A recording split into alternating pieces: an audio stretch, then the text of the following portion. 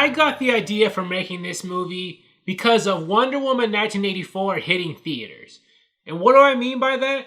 Well, now that it just dropped in some theaters, it's going to roll out in a lot more next week.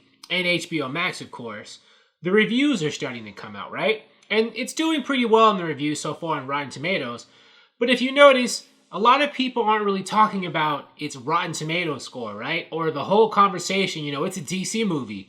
What's its Rotten Tomatoes score going to be? Are the critics going to tear it apart? You don't really see that kind of conversation making the rounds or being talked about as much as it used to, right? For some reason, people aren't really seeming to pay much attention to that. Maybe it's because, the movie doesn't really open.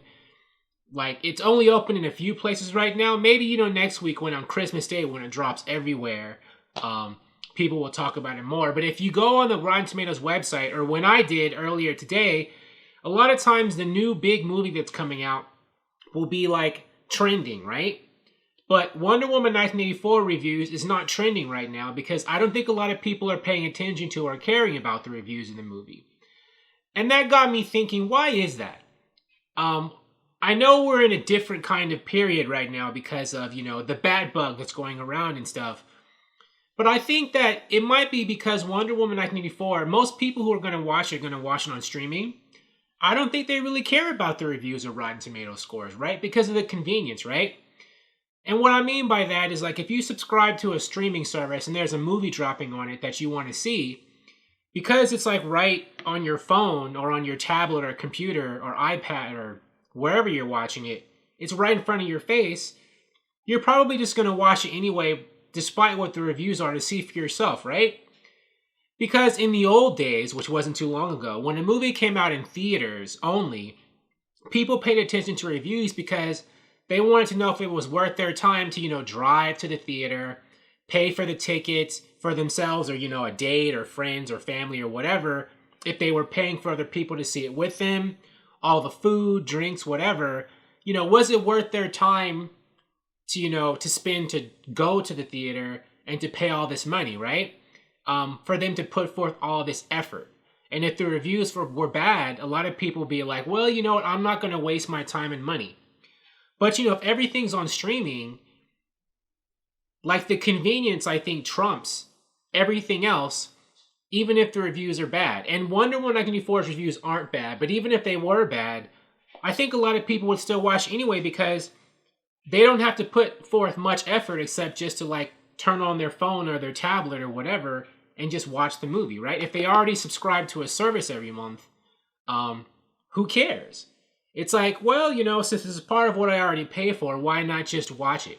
Now, it's possible you could say that if the reviews of a movie are bad, people will unsubscribe from the service, but that's different because when you're paying every month or annually for, like, a streaming service, if one movie or show on it's bad, you're not necessarily going to cancel because there's all this other stuff on the streaming service you might like, right?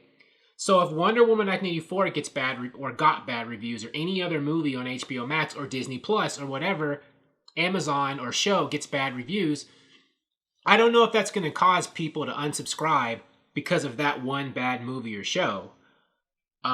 They would just be like, well, you know what, that one's not good, but I'll wait until the next movie or show comes on the streaming service I already paid for, right?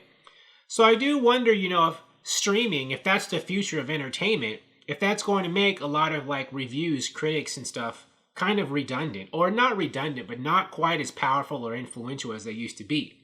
And if that's the case, that would explain why a lot of, the blue check marks and a lot of journalists are so enraged about this, because I do think, well, the ones that are like, how dare HBO Max and AT&T, release all these movies in theaters and on streaming too?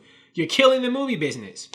But are they mad about the movie business being killed? Or are they mad about, their power being reduced, their power and influence, right? Maybe this was another reason why, AT&T did this. They know they own the DC IP, right?